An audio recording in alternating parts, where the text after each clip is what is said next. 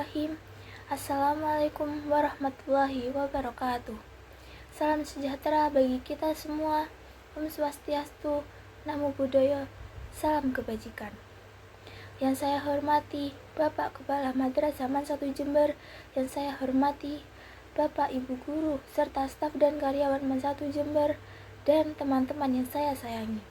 Hadirin sekalian yang berbahagia, serta saudara-saudara sebangsa dan setanah air. Kita patut bersyukur di tengah gejolak perekonomian global. Pembangunan ekonomi kita selama 5 tahun ini telah menunjukkan capaian yang menggembirakan.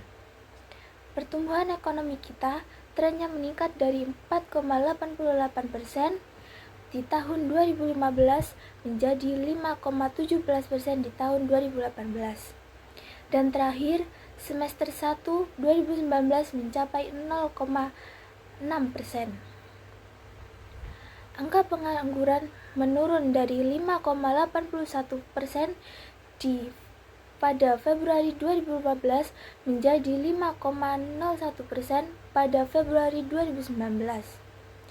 Penduduk miskin terus menurun dari 11,22% pada Maret 2019 menjadi 9,41% pada Maret 2019, terendah dalam sejarah NKRI. Ketimpangan pendapatan terus menurun ditunjukkan dengan semakin rendahnya rasio Gini dari 0,408 pada Maret 2015 dan menjadi 0,382 pada Maret 2019. Indeks pembangunan manusia IPM naik dari 69,55 di 2015 menjadi 71,39 di 2018 atau masuk dalam status tinggi. Selain itu, tidak ada lagi provinsi dengan tingkat IPM yang rendah.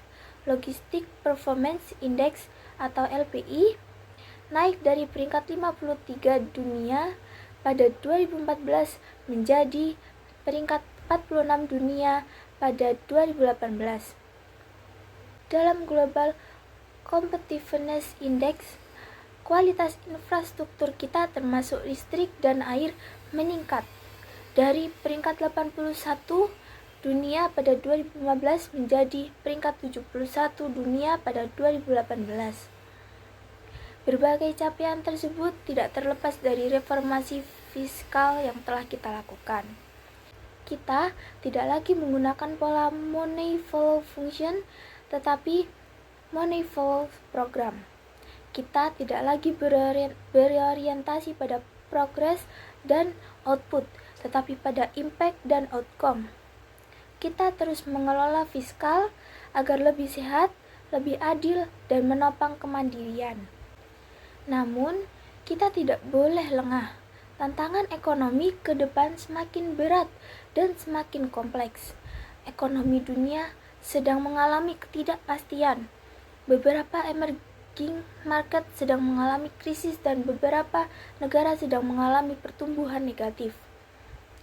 Kita juga menghadapi tantangan perang dagang, depresiasi nilai mata uang beberapa negara seperti Yuan Tiongkok dan Peso Argentina membuat kita harus waspada.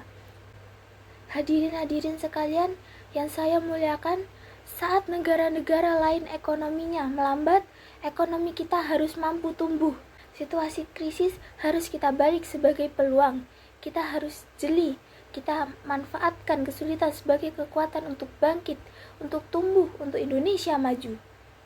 Salah satu kuncinya adalah dengan terus meningkatkan daya saing nasional dengan bertumpu pada kualitas sumber daya manusia atau SDM.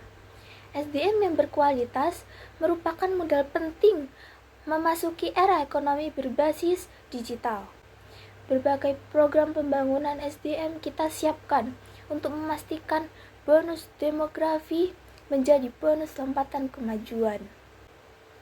Kita bangun generasi bertalenta yang berkarakter dan mampu beradaptasi dengan perkembangan teknologi. Indonesia memiliki modal awal untuk bersaing di tingkat global. Jumlah penduduk kita nomor 4 terbesar di dunia. Sebagian besar penduduk kita berusia muda. kelas menengah kita tumbuh dengan pesat.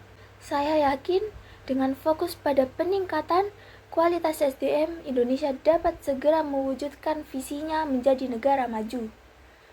Dengan tekad tersebut, tema kebijakan fiskal tahun 2020 adalah APBN untuk akselerasi daya saing melalui inovasi dan penguatan kualitas sumber daya manusia. Hadirin yang saya muliakan, pada tahun 2020, pemerintah menyusun asumsi ekonomi makro sebagai berikut. Pertama, pertumbuhan ekonomi akan berada pada tingkat 5,3% dengan konsumsi dan investasi sebagai motor penggerak utamanya. Inflasi akan tetap dijaga rendah pada tingkat 3,1% untuk mendukung daya beli masyarakat. Kedua, di tengah kondisi eksternal yang masih dibayangi oleh ketidakpastian, nilai tukar rupiah diperkirakan berada di kisaran 14.400 per dolar Amerika Serikat. Pemerintah yakin investasi terus mengalir ke dalam negeri karena persepsi positif atas Indonesia dan perbaikan iklim investasi. Dengan demikian, suku bunga SBN 3 bulan diperkirakan berada di tingkat 5,4%. Ketiga, harga minyak mentah Indonesia atau ICP diperkirakan sekitar 65 dolar Amerika Serikat per barel. Dengan sensitivitas yang tinggi terhadap dinamika global, pemerintah terus memantau pergerakan harga minyak dan komoditi global. Keempat, melalui optimalisasi pemanfaatan sumber daya alam pada minyak dan gas bumi. Target lifting minyak dan gas bumi pada tahun 2020 diasumsikan masing-masing 734 barel dan 1,19 juta barel setara minyak per hari. Seluruh gambaran perkiraan indikator ekonomi makro di atas menjadi dasar dalam penyusunan RAPBN tahun 2020. Fokus RAPBN diarahkan pada 5 hal utama. Yang pertama, penguatan kualitas sumber daya alam untuk mewujudkan SDM yang sehat, cerdas, terampil, dan sejahtera. Yang kedua, akselerasi pembangunan infrastruktur pendukung transformasi ekonomi. Tiga, penguatan program perlindungan sosial untuk menjawab tantangan demografi dan antisipasi aging population. Keempat, penguatan kualitas desentralisasi fiskal untuk mendorong kemandirian daerah. Kelima, antisipasi ketidakpastian global. Dengan fokus pada 5 hal tersebut dan berpatok pada karakter kebijakan fiskal yang ekspansif namun telah teratur dan terukur, maka defisit anggaran tahun 2020 direncanakan sebesar 1,76% dari PDB dan sebesar 307,2 triliun. Dengan pendapatan negara dan hibah sebesar 2.221,5 triliun. Serta belanja negara sebesar 2.528,8 triliun. Selain itu, belanja juga ditujukan untuk meningkatkan investasi dan ekspor melalui peningkatan daya saing dan produktivitas. Akselerasi infrastruktur untuk meningkatkan konektivitas dan mendukung transformasi ekonomi serta penguatan kualitas desentralisasi fiskal. Di jenjang pendidikan menengah dan tinggi, pemerintah merancang pendidikan dan pelatihan sesuai dengan kebutuhan industri. Kebijakan untuk meningkatkan kualitas manusia Indonesia juga akan ditekankan kepada perbaikan kualitas guru, mulai dari proses penyaringan, pendidikan keguruan, pengembangan pelajaran, dan metode pengajaran yang tepat dengan memanfaatkan teknologi. Untuk meningkatkan akses keterampilan bagi anak-anak muda, para pencari kerja, dan mereka yang mau berganti pekerjaan. Pemerintah pada tahun 2020 akan menginisiasi program Kartu Prakerja, di mana mereka dapat memilih jenis kursus yang diinginkan, antara lain coding, data analitik, desain grafis, akuntansi, bahasa asing, barista, agrobisnis, hingga operator alat berat. Pada tahun 2020, kita terus melanjutkan program prioritas di bidang kesehatan dengan memperkuat layanan dan akses kesehatan di fasilitas kesehatan tingkat pertama, diikuti ketersediaan tenaga kesehatan yang berkualitas. Pemerintah juga hadir untuk melanjutkan program-program yang mendukung usaha ultramikro dan UMKM. Semua ini didesain untuk memastikan unit sosial dan ekonomi terkecil di masyarakat, baik keluarga maupun UMKM yang memang membutuhkan uluran tangan, dapat tersentuh langsung oleh program pemerintah. Hadirin yang terhormat, belanja negara pada tahun 2020 juga difokuskan untuk pengurangan ketimpangan antar wilayah. Oleh karena itu, kita akan melanjutkan pengembangan berbagai kawasan ekonomi di luar Jawa, melanjutkan industrialisasi dalam bentuk hilirisasi hasil tambang maupun perkebunan, dan mengembangkan beberapa wilayah metropolitan di luar Jawa supaya bisa menjadi sumber ekonomi baru. Hadirin sekalian, selain meningkatkan pembangunan SDM, pemerintah melanjutkan pembangunan infrastruktur dan konektivitas antar wilayah, terutama di daerah tertinggal, terdepan, dan terluas atau 3T. Di sektor pariwisata, pada tahun 2020, pemerintah memprioritaskan pembangunan 4 destinasi wilayah secara lintas sektor dan terintegrasi. Destinasi pariwisata tersebut meliputi Danau Toba, Candi Borobudur, Labuan Bajo, dan Mandalika.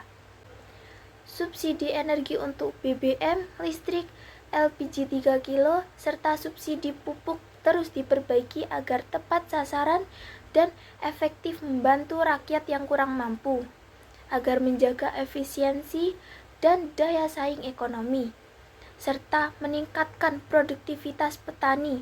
Pemerintah tetap memperhatikan kesejahteraan aparatur negara dengan mempertahankan kebijakan penggajian yang sudah ada melalui pemberian gaji dan pensiun ke-13 serta tunjangan hari raya atau THR. Pemerintah juga menyiapkan reformasi skema program pensiun dan jaminan hari tua atau JHT untuk aparatur negara. Berbagai belanja tersebut diharapkan dapat mendorong tercapainya sasaran pembangunan pada tahun 2020, yakni penurunan pengangguran ke tingkat 4,8% sampai 5,1%. Pada tahun 2020, pemerintah akan mengalokasikan anggaran transfer ke daerah dan dana desa sebesar 858,8 triliun.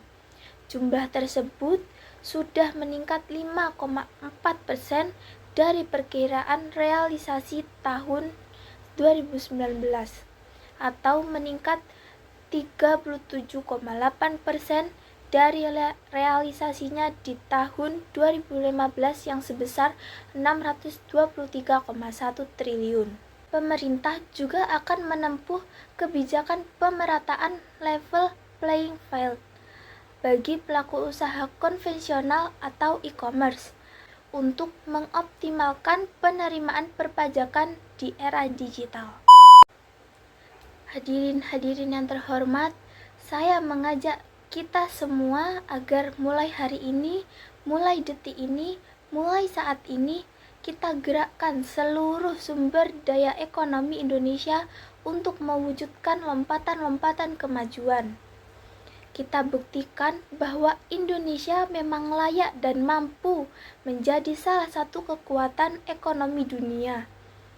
Kita tunjukkan bahwa ekonomi Indonesia dapat tumbuh sekaligus memberikan rasa keadilan. Kita wujudkan ekonomi Indonesia yang menghadirkan kesejahteraan bagi seluruh rakyat Indonesia. Demikianlah keterangan pemerintah atas Rancangan Undang-Undang tentang Anggaran Pendapatan dan Belanja Negara Tahun Anggaran 2020 beserta nota keuangannya. Saya berharap pembahasan RAPBN tahun 2020 dapat dilakukan secara konstruktif demi terwujudnya Indonesia yang maju, berdaulat, mandiri, dan berkepribadian. Semoga Allah Subhanahu wa Ta'ala senantiasa memberikan rahmat dan ridho-Nya bagi kita semua dalam menjalankan amanah seluruh rakyat Indonesia. Dirgahayu Republik Indonesia, Dirgahayu Negeri Pancasila, SDM unggul, Indonesia maju. Terima kasih. Wassalamualaikum warahmatullahi wabarakatuh.